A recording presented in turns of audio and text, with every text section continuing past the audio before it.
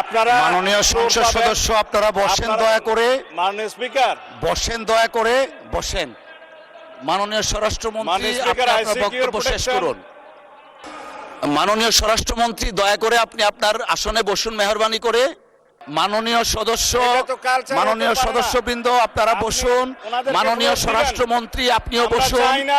আমার decision already has been প্রনাউন্সড। মাননীয় স্বরাষ্ট্রমন্ত্রী my decision already has been প্রনাউন্সড। মাননীয় মেম্বার আপনারা বসুন। আমরা চাচ্ছি আগে সংসদটা মুলতবি করে আলোচনায় যান আপনি, তারপরে এই সমস্ত বিষয়ে আমরা পার্টিসিপেট করব। ধন্যবাদ মাননীয় বিরোধী দলের নেতা। মাননীয় স্বরাষ্ট্রমন্ত্রী আপনি যদি মঙ্গলবারের আলোচনার সাথে সম্মতি প্রকাশ করেন দয়া করে বসুন। আলোচনা যদি নির্ধারণ করতে চান তাহলে আপনাকে নোটিশটা একটু সংশোধন করে নিতে হবে। মাননীয় বিরোধী দলীয় নেতা আপনার অসমাপ্ত বিবৃতি সম্পন্ন করবেন দয়া করে।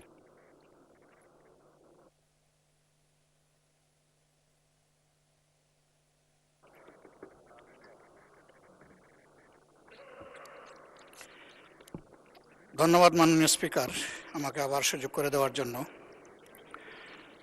আমি অসমাপ্ত প্রশ্নটাই আবার পড়ছি। বিগত 25 নভেম্বর 2025 তারিখে সরকার গণভোট অধ্যাদেশ 2025 প্রণয়ন করে। জুলাই জাতীয় সনদ বাস্তবায়ন আদেশ 2025 অনুসারে সংবিধান সংস্কার সম্পর্কিত কতিপয় প্রস্তাবের বিষয়ে জনগণের সম্মতি রয়েছে কিনা তা যাচাইয়ের জন্য আদেশটি জারি করা হয়।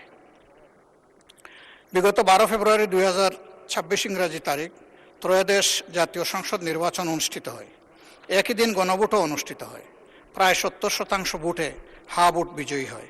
জনগণ জুলাই জাতীয় সনদ সংবিধান সংস্কার বাস্তবায়ন আদেশ 2025 ও জুলাই জাতীয় সনদে লিপিবদ্ধ সংবিধান সংস্কার সম্পর্কিত প্রস্তাবের পক্ষে তাদের রায় প্রদান করেন। গণভোটে হা ভোট নিরঙ্কুশ বিজয়ের ফলে ত্রয়োদশ জাতীয় নির্বাচনে নির্বাচিত সংসদ সদস্যগণ দুটি শপথ পাঠ করতে আইনানুগভাবে বাধ্য। বাংলাদেশ নির্বাচন কমিশন ত্রয়োদশ জাতীয় সংসদ নির্বাচনে নির্বাচিত মাননীয় সংসদ সদস্যদের 17 ফেব্রুয়ারি 2026 ইংরাজি তারিখে সংসদ সদস্য ও সংবিধান সংস্কার পরিষদের সদস্য হিসাবে শপথ গ্রহণের জন্য অনুরোধ জানান। উক্ত শপথ গ্রহণ অনুষ্ঠানে বিএনপি নেতৃত্বাধীন জোটের মাননীয় সংসদ সদস্যগণ সংবিধান সংস্কার পরিষদের সদস্য হিসাবে শপথ গ্রহণ করেননি। জামাত নেতৃত্বাধীন 11 দলীয় জোটের 77 জন মাননীয় সংসদ সদস্য পৃথকভাবে সংসদ সদস্য ও সংবিধান সংস্কার পরিষদ সদস্য হিসাবে শপথ পাঠ করেন। জুলাই জাতীয় সনদ বাস্তবায়ন আদেশ 2025-এর অনুচ্ছেদ 10 অনুযায়ী সংসদ নির্বাচনের ফল ঘোষিত হওয়ার 30 পঞ্জিকা দিবসের মধ্যে যে পদ্ধতিতে জাতীয় সংসদের প্রথম অধিবেশন আহ্বান করা হবে অনুরূপ পদ্ধতিতে পরিষদের প্রথম অধিবেশন সংস্কার পরিষদের প্রথম অধিবেশন আহ্বানের বিধান থাকলেও এখন পর্যন্ত তা করা হয়নি। জাতির প্রত্যাশাকে পাশ কাটিয়ে এ ধরনের অচলাবস্থা সৃষ্টি করা কখনো কাম্য নয়। এমতাবস্থায় জনগুরুত্বসম্পন্ন বিষয় হিসাবে জুলাই জাতীয় সনদ সংবিধান সংস্কার বাস্তবায়ন আদেশ 2025 এবং সংবিধান সংস্কার পরিষদ অধিবেশন সংক্রান্ত আলোচনার জন্য মাননীয় স্পিকারের প্রতি সংসদ মুলতবি প্রস্তাব উত্থাপন করছি। আমার প্রস্তাব হচ্ছে সংসদ মুলতবি করে এই বিষয়ে আলোচনায় দেওয়া হোক।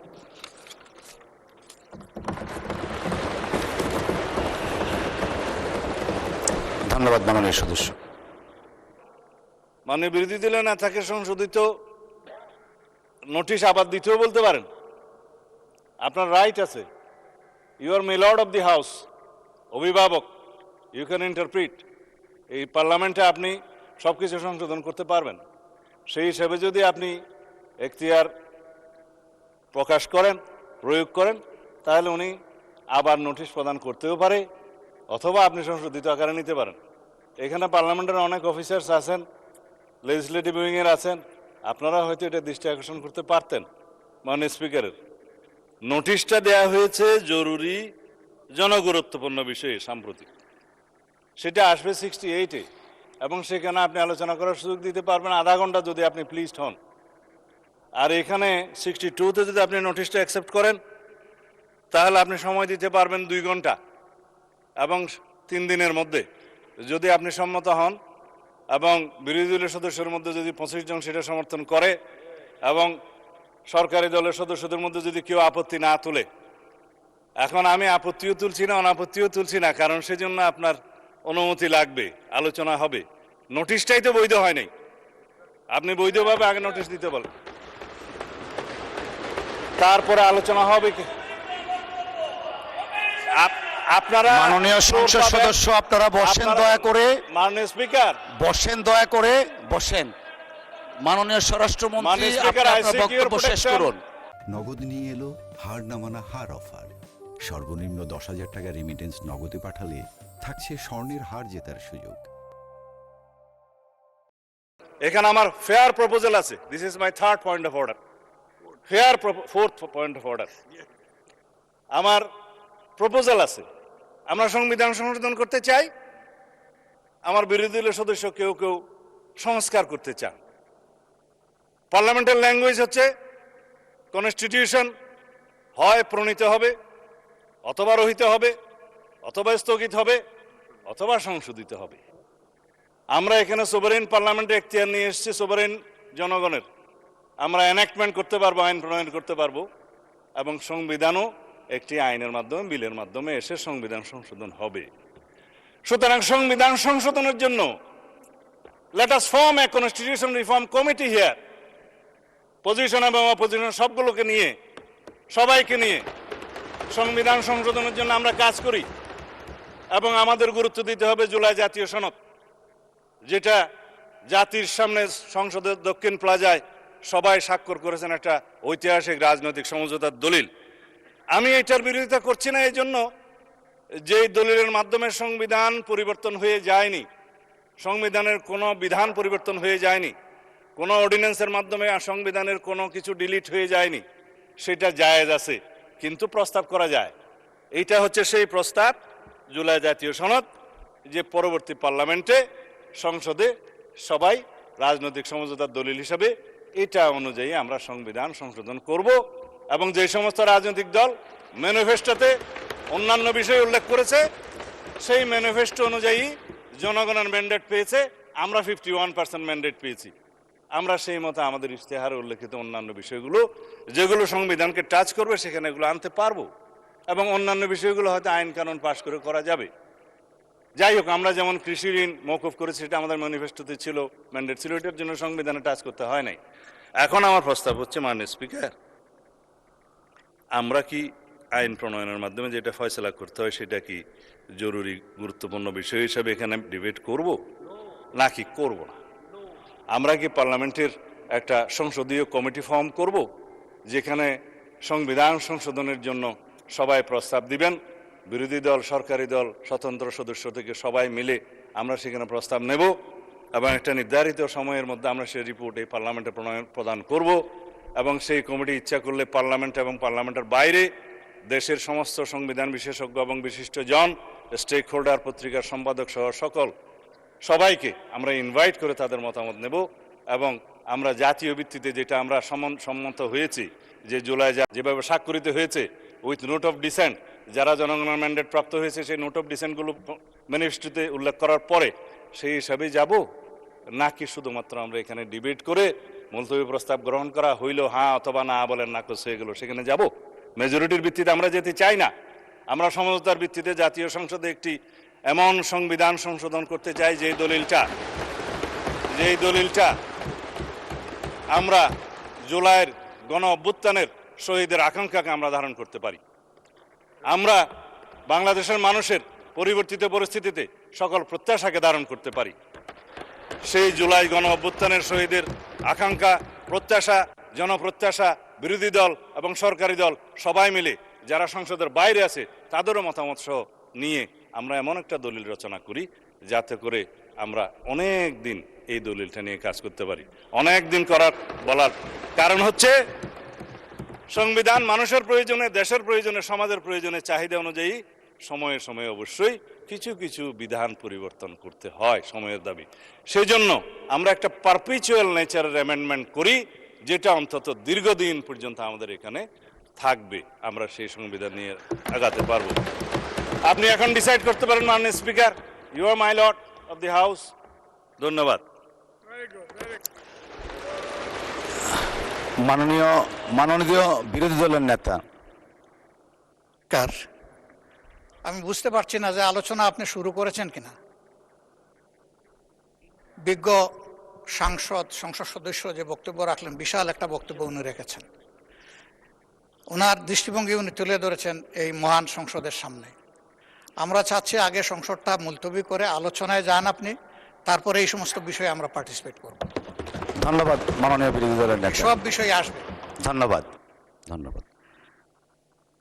আমরা মাননীয় আইনমন্ত্রী এবং মাননীয় স্বরাষ্ট্রমন্ত্রীর বক্তব্য শুনেছি, পাশাপাশি মাননীয় বিরোধী দলের নেতা যিনি উত্থাপন করেছেন ওনার বক্তব্য শুনেছি। সবার বক্তব্য শ্রবণ করে সংসদের কার্যপ্রণালী বিধি 65(2) অনুযায়ী আমাদের 3 দিনের মধ্যে এই বিষয়টাকে নিষ্পত্তি করতে হবে। সেই হিসাবে আগামী 31শে মার্চ 2026 তারিখ রোজ মঙ্গলবার দিনের সর্বশেষ বিষয় হিসাবে 2 ঘণ্টা কাল বিরোধী দলের নেতার মুলতবি প্রস্তাবটি আলোচনার জন্য সময় নির্ধারণ করছি। আগামী 31শে মার্চ মঙ্গলবার 2 ঘণ্টা।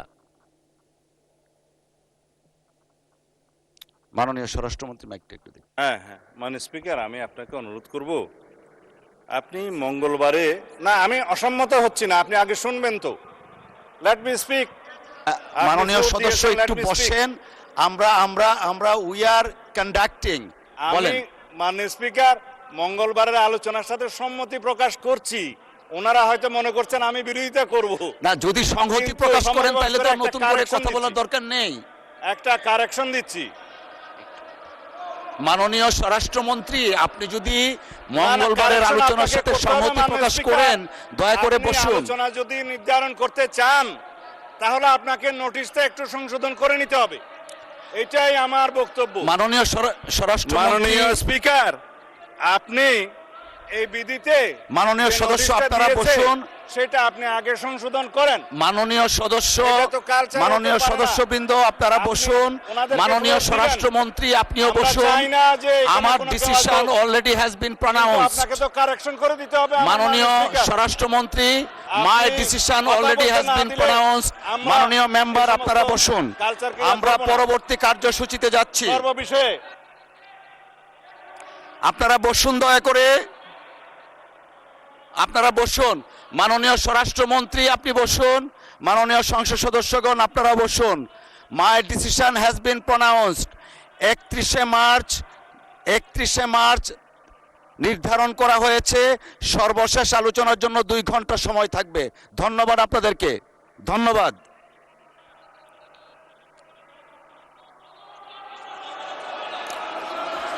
মাননীয় স্বরাষ্ট্রমন্ত্রী আপনি বসুন, দয়া করে। মাননীয় সংসদ সদস্যবৃন্দ আপনারা বসুন। এরপরেরটা কি আছে?